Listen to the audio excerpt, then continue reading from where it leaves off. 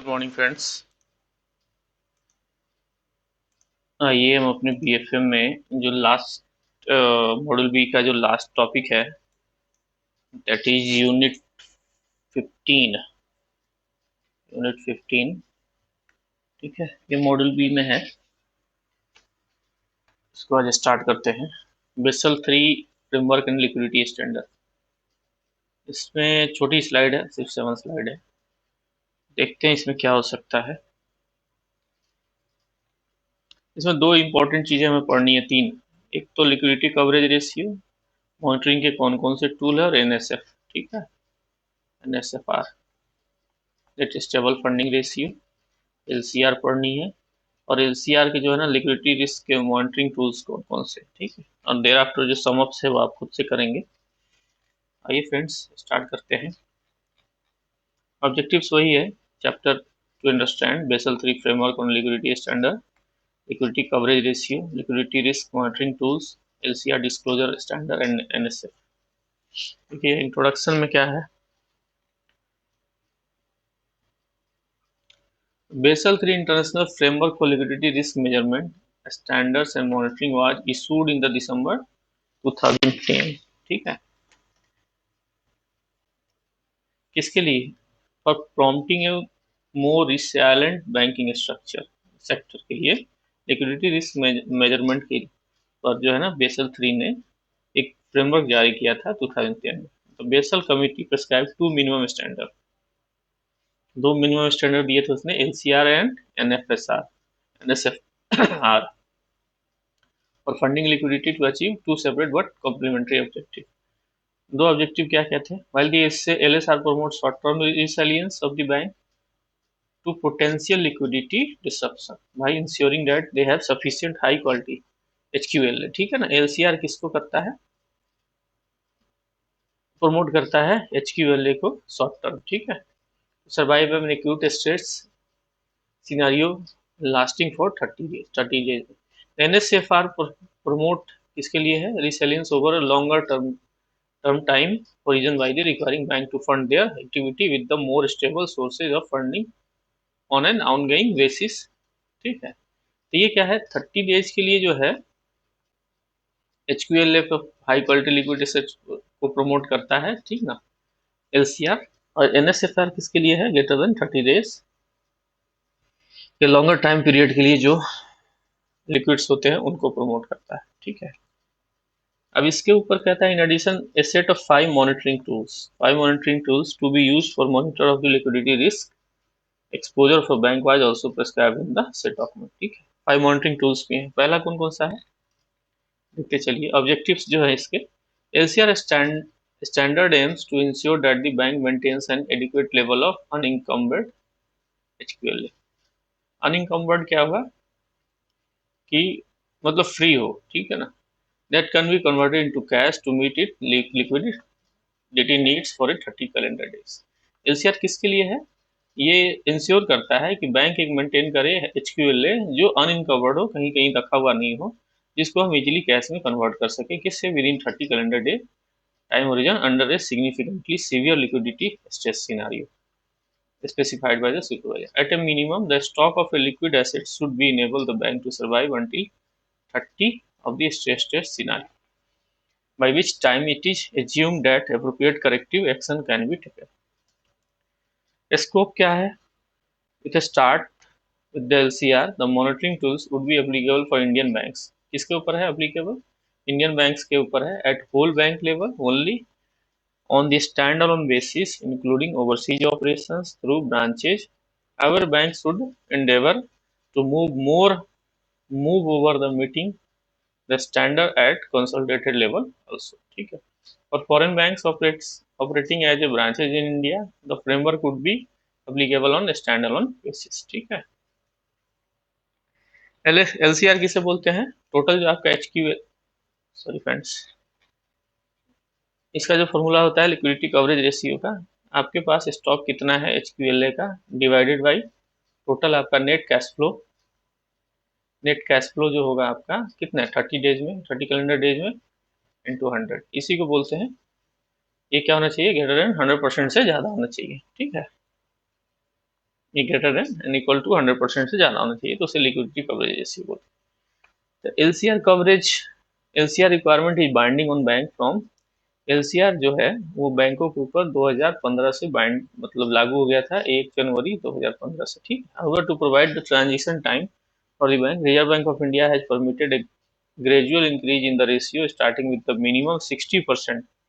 ये इन्होंने 2015 से बाइंड कर दिया था, बट इन्होंने एक समय दिया था कि आपको हर साल जनवरी में आते आते, मतलब आपको जनवरी 19 तक, 15 से शुरू करना है और जनवरी 19 तक आपको 100% करना है। 60% से स्टार्ट करना है, हर साल 10% इंक्रीज होगी, 100% कंप्लीट करना है। यहाँ पे देता है 1 जनवरी 19 से जो है, after a phase arrangement are complete the LCR should be 100%। इसके बाद आपको एलसीआर 100% होना चाहिए, that is stock of HQLA should be at least equal to total net cash outflow. HQLA जो होना चाहिए आपका कैश आउटफ्लो जो होना है नेट, उसके बराबर on the ongoing basis, because of ये stock of unencumbered HQLA is intended to serve a defence against the potential onset liquidity stress during a period of financial stress. However, bank may use their stock of HQLA, thereby falling below 100%. Banks shall required to immediately report to RBI such use of stock HQLA along with the reason, ठीक है। इसके साथ bank को अगर आप किसी समय पे HQLA को यूज करते हैं तो आपको RBI को रिपोर्ट करना है। The stress scenario specified by BCBS entails the combined idiosyncratic bank specific and market wide stock that would result in, ठीक है। स्ट्रेस सिनारियो जो है पीसीबी द्वारा जो स्पेसिफाई किया गया था, वो क्या कहता है, इसके कुछ जो है इंटेल है combined Indo syncretic bank specific जो है मार्केट वाइड शॉक जो है, क्या हो सकता है उसके बारे में रिजल्ट बताया है, ठीक है। The run of A proportion of retail depositor, ठीक है, रिटेल डिपोजिटर का छोड़ के जाना, partial loss of unsecured wholesale funding capacity, partial loss of secured short-term financing with the certain collateral and counterparties, ठीक है। Additional contractual outflow that would arise from the downgrade of the bank public credit rating, अगर आपको additional जो है contractual outflow हो रहा है, जिसके कारण अगर आपकी बैंक की छवि जो है या आपके बैंक की क्रेडिट रेटिंग डाउन होती है, I have two three no change including collateral position requirement, increase in market volatility that impact the quality of a collateral or potential future exposure derivatives position and thus require larger collateral haircuts or additional collateral or lead to other liquidity needs, ठीक है। Unscheduled draw, अनावश्यक रूप से draw हो गया on committed but unused credit, liquidity facility that a bank has provided its client, ठीक है। the potential need for the bank to buy back debt, अब जरूरत है बैंक को अपने डेट को बाई बैक करने की और honour contractual obligation in interest for mitigating reputational risk. तो ये क्या हुआ, इसके लिए बीसीबीएस ने कुछ टर्म्स एंड कंडीशंस जो हैं स्पेसिफाई किए थे। अब एचक्यूएलए किसे बोलते हैं, liquid asset comprise high quality assets that can be readily sold, जो इजीली सोल्ड किया जा सके, used as a collateral to obtain fund in range of stress scenario. ऐसा लिक्विड एसेट्स ऐसा लिक्विड एसेट जिसमें हाई क्वालिटी लिक्विड एसेट्स जो easily sold किया जा सके और यूज किया जा सके as a collateral to obtain funds in range of stress scenario. Stress के समय में जो है ना आपको यूज हो सके, उसे ही एचक्यूएलए बोलते हैं। दिस वुड बी अनकम्बर्ड, क्या होना चाहिए, वो बंधक मतलब फ्री होना चाहिए, विदाउट लीगल रेगुलेटरी और operational impediments. Assets are considered to be high quality liquid assets if they can be easily and immediately converted into cash at a little or no less value. The liquidity of an asset depends upon the underlying scenario, volume to be monetized at the time frame considered. Nevertheless, there are certain assets that are more likely to generate funds without incurring large discounts due to the fire sales even in times of stress, ठीक है। अब यहाँ कहता है while the fundamental character of these assets include low credit and market risk, ease and certainty of valuation, low correlation with risky assets, leasing on a developed and recognized exchange market. The market related character जो है include active and sizable market, presence of a combined market makers, low maker concentration and flight of a quality flight to quality. ठीक है, कहता है जो fundamental character होता है इस एसेट्स का, उसमें क्या होता है, लो क्रेडिट होती है, अगर मार्केट रिस्क होता है, लो क्रेडिट और मार्केट रिस्क होता है, ease and certainty of valuation होती है, low correlation with risky assets होता है, listing on a developed and recognised exchange market होता है। The market related character include active and sizeable market होती है, presence of a committed market makers होते हैं। ठीक है, there are two categories of assets which can be included in the stock of HQLA. दो category के assets होते हैं HQLA में। पहला level 1 include cash and near cash equivalence and hence haircut applied on this assets. Level 2 क्या होता है, level 2 assets subdivided into level 2A। पहला होता है liquid assets and hence haircut of 15%, इसमें 15% होता है, and applied for conversion of this assets into cash. And level 2B conversion of assets into cash more difficult for those assets, hence haircut 50% is applied. Assets on the basis of their price volatility. Asset to be included in each category are those that the bank is holding. अभी देखिए HQLA 2 type की होती है। पहला होता है level 1 के assets, level 1 LE1। इसमें क्या होता है, हेयर कट आपका 0 होता है क्योंकि ये कैश होती है ना, कैश और नियर कैश इक्विवेलेंट होती है। लेवल 2 में जो है LE2, इसमें क्या होता है, LE2A होता है और LE2B होता है। ठीक है, 2A में क्या होता है, 15% हेयर कट होता है, और ये क्या होता है, इसमें 50% हेयर कट। 15% क्या है, इजीली कन्वर्टेबल, मतलब कन्वर्सन एसेट्स जो है ना बहुत ज़्यादा प्रॉब्लम नहीं होती है। इसमें 15%, ये थोड़ा डिफिकल्ट होता है, इसलिए 50% हेयर कट होता है।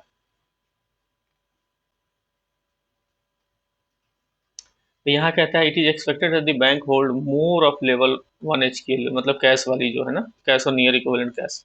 Bank with effect from January 1, 2015 permitted to avail liquidity facility against such security under a special facility called facility for available liquidity or liquidity coverage ratio, falls LCR, fall LCR। ठीक है ना, essential feature of ये क्या है, जनवरी 2015 से जो है ना बैंकों को परमिट किया गया कि आप जो है ना लिक्विडिटी फैसिलिटी आप ले सकते हैं इन सिक्योरिटी के ऊपर, किसके ऊपर, HQLA के ऊपर। ठीक है, तो इसे क्या बोला गया, FALLCR। ठीक है ना, facilities to avail liquidity for liquidity coverage ratio. ठीक है, इसकी एलिजिबिलिटी क्या होगी, availing of liquidity against such security would be permitted to bank only under the condition of stress. कब परमिट किया जाएगा, जब स्ट्रेस में होगा bank, as describe under the paragraph 4.3 above mentioned circular dated 14। After utilisation of all the HQLA, bank will be required to furnish a declaration to this effect that they have exhausted all their HQLA before availing the। अगर आप HQLA पूरा consume कर जाते हैं during stress के time में, तब आप इससे जो है ना आप FALLCR ले सकते हैं। टेनर क्या होगा, मैक्सिमम 90 डेज का होगा। हेयर कट कितना होगा, liquidity against security under FALCR will be available after applying haircuts as stipulated in MSF। ठीक है ना, MSF में जो लिक्विडिटी हेयर कट लगेगा वो इस पे लगेगा।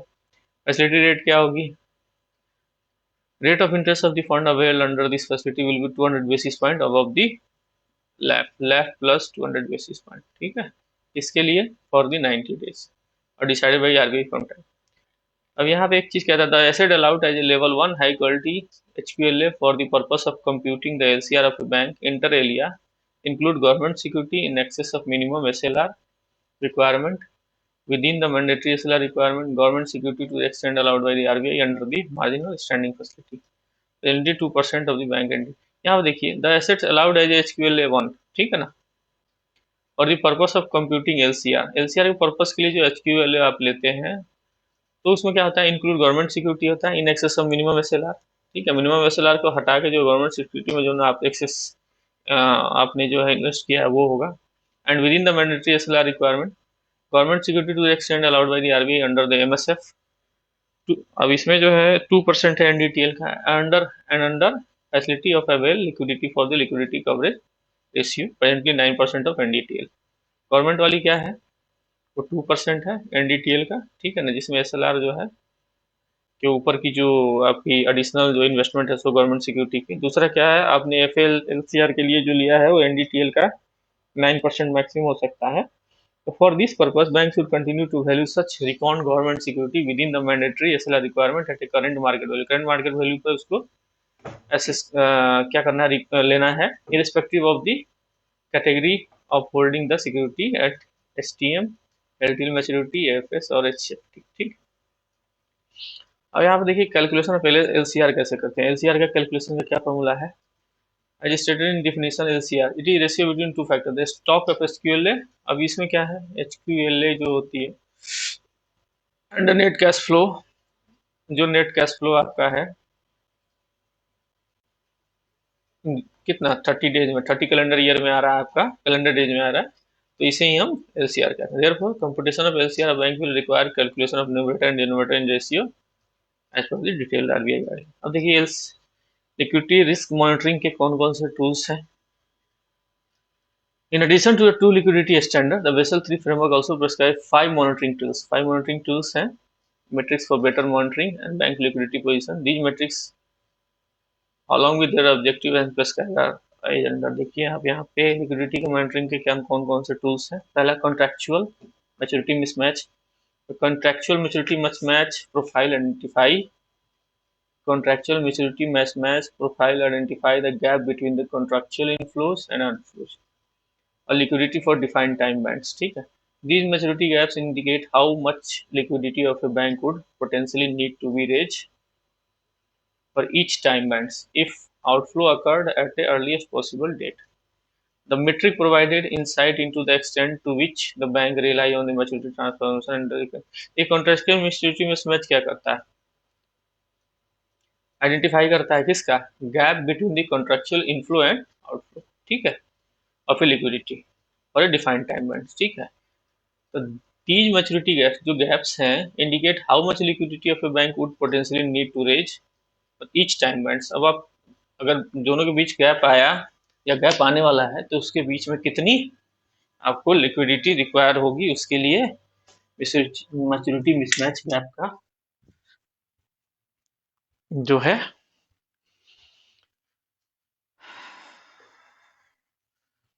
असेसमेंट किया जाता है, ठीक है। कंसंट्रेशन ऑफ फंडिंग, आपको कंसंट्रेशन ऑफ फंडिंग भी है तो इसलिए कहता है डाइवर्सिफिकेशन आपको करना है। एक ही जगह कंसंट जितने भी आपने एसेट्स दिए हैं तो आप एसेट्स जो है सिर्फ एमएसएमई को तो नहीं देंगे ना, आपको रिटेल को भी देना है और भी चीज़ देना है, तो ये सब चीज़ें आपको देखनी है। तो ये कहता है the metric is mean to identify those sources of funding that are such significance the withdrawal of which could trigger liquidity problems, ठीक है ना। अब मान लीजिए आपने एक साइड में ठीक है यहाँ पे इन्वेस्ट कर रखा है, इन्वेस्टमेंट के पर्पज से देखेंगे, आपने अपनी एसेट्स को यहाँ डाल रखी, अभी विड्रॉ कर गया लाइबिलिटी, ठीक है ना, तो आपको लिक्विडिटी क्राइसिस हो जाएगा, तो वो भी देखना है, आपको डाइवर्सिफिकेशन करना है, ठीक।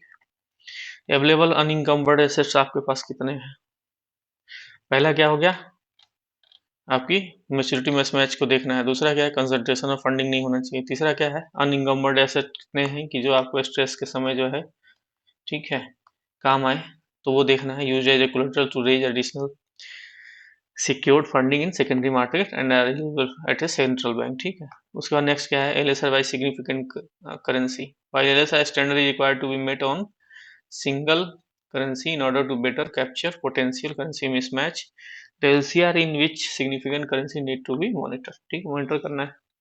Market related monitoring tools, it include high frequency market related data, ठीक है, that can serve early warning indicators in a monitoring potential liquidity difficulty at a bank. अब देखिए बेसल 3 के कुछ जो है रिटर्न्स जो हैं वो जाने हैं, कब कब जाने हैं। LCR1 जो है, LCR जिसको बोलते हैं लिक्विडिटी कवरेज रेशियो, ये मंथली जाना है, फ्रीक्वेंसी जो सबमिशन होना है, टाइम पीरियड कब होगा with in 15 days. Statement of funding concentration जिसको BLR बोलते हैं, ठीक है ना, बेसल 3 लिक्विडिटी रिटर्न BLR1, ये BLR2 होगा 3, 4, 5। BLR2 जो है किससे रिलेटेड है, फंडिंग कंसंट्रेशन से, ठीक है। तो इसकी कब रिपोर्ट जाएगी, मंथली ही जाएगी 15 दिन के अंदर। अनइंकम्बर्ड एसेट जो है BLR3 वो क्वार्टरली जाएगी विद इन अ मंथ, ठीक है। LCR bye significant currency VLR4 ये मंथली जाएगी, सारे मंथली जाएंगे एक्सेप्ट VLR3 को छोड़ के, और ये विद इन अ मंथ जाएगी, विद इन अ मंथ जाएगी और विद इन 15 डेज जाएगी। ठीक है, तो ये 5 स्टेटमेंट है लिक्विडिटी रिटर्न्स के।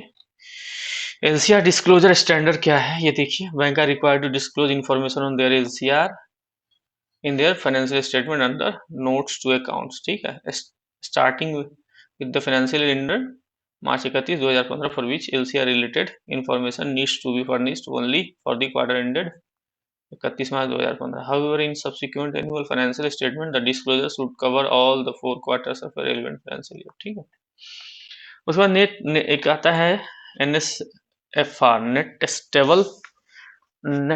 Stable funding ratio. ये एक इम्पॉर्टेंट फंडिंग रेशियो है।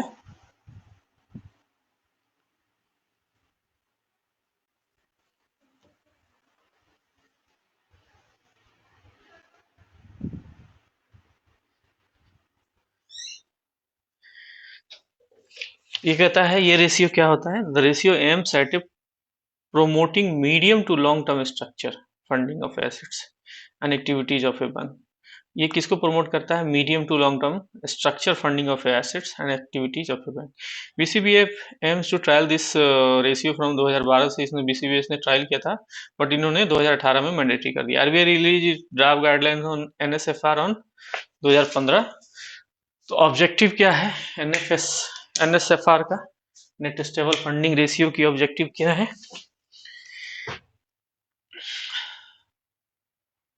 the objective of NSFR is to ensure that the bank maintain a stable funding profile in relation to the composition of their assets and the off-balance sheet activities। A sustainable funding structure is intended to reduce the probability of erosion of a bank liquidity position due to disruption in regular source of funding that would increase the risk of its failure and potentially lead to broader systematic stress।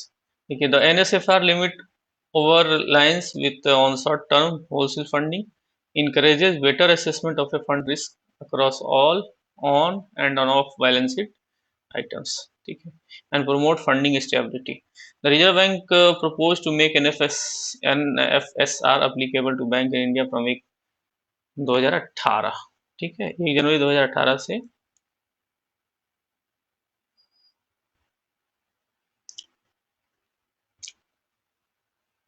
उसने mandatory कर दिया। एनएसएफआर की definition क्या होती है, देखिए आपके पास available stable funding कितनी है एएसएफ, ठीक है, ये divided by required stable funding गुना 100। ठीक है, ये क्या होना चाहिए, शुड बी ग्रेटर देन 100 और अबव। ये सम अप हो गया फ्रेंड्स, इसके साथ हमारा ये टॉपिक खत्म होता है। आप इसको एक बार देखिएगा, ठीक है, बाकी की रेशियोज और ये ट्रू फॉल्स आप खुद से कर लीजिएगा। ठीक है, एनएसएफआर मैंने बनाई थी, आप देखिएगा 1 जनवरी 2018 से मैंडेटरी हो गया था। ओके फ्रेंड्स, इसके साथ इस चैप्टर को हम यहीं कंप्लीट करते हैं। हमारा अब लास्ट रह गया है यूनिट 10। ठीक है, ये चूंकि सबसे बड़ी चैप्टर थी, इसको हमने रखा था, इसको मैं सोच रहा हूँ 2 से 3 दिनों में खत्म कर दूंगा। ठीक है, ओके फ्रेंड्स, तब तक आपको हमारा अगर चैनल अच्छा लग रहा है तो लाइक करिए, शेयर करिए, सब्सक्राइब करिए। ठीक है, आप चाहें तो अपने फ्रेंड्स को भी शेयर कर सकते हैं, और साथ में एक बेल आइकन होता है, आप इसको प्रेस कर देंगे तो आपको नोटिफिकेशन पहले मिल जाएगा। ठीक है, तब तक के लिए आपका धन्यवाद, थैंक यू।